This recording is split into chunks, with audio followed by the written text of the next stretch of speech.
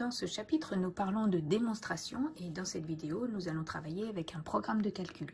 Donc le programme de calcul consiste à choisir un nombre, ajouter 1 à ce nombre, multiplier le résultat par le double du nombre choisi au départ et enfin, dernière étape, retrancher 4. Donc Tim dit qu'il obtient toujours le même résultat car il a testé avec deux nombres, moins 2 et 1, et à chaque fois il a trouvé 0. Par contre, le prof lui dit que c'est faux et on nous demande de savoir ce qu'on en pense.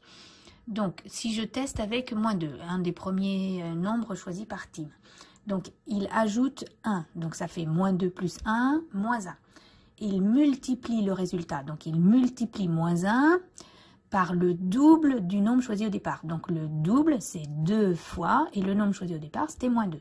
Donc, il multiplie par, finalement, moins 4, et donc moins 1 multiplié par moins 4, ça nous donne 4.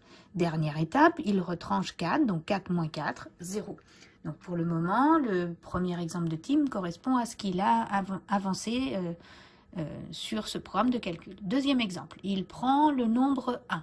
Il présente ses calculs d'une autre façon. Il va écrire sous forme d'une expression numérique. Donc son nombre c'est 1. Ensuite, il ajoute 1.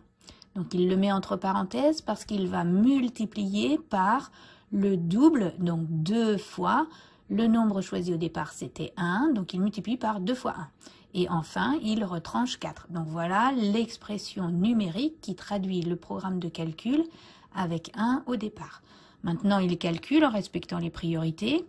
Donc, 1 plus 1, 2. 2 fois 1, 2. Puis 2 fois 2, 4. 4 moins 4, 0.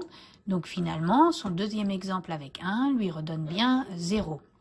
Donc les calculs qu'il a fait, ils sont justes, mais ce qui est faux, c'est de dire qu'on obtient toujours ce résultat.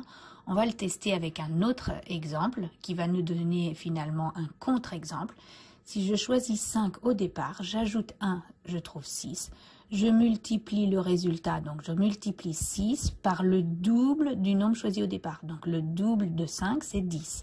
6 fois 10, 60. Ce 60, il me reste à enlever 4. 60 moins 4, ça me donne 56. 56 est différent de 0, donc finalement, on n'obtient pas toujours le même résultat.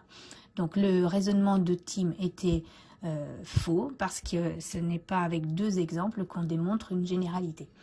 Et puis, un autre contre-exemple particulier, c'est de choisir 0 au départ.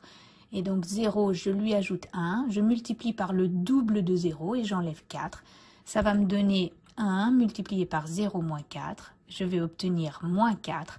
Et finalement, 0 est un autre contre-exemple, mais il suffisait d'en trouver un pour dire que Tim se trompait.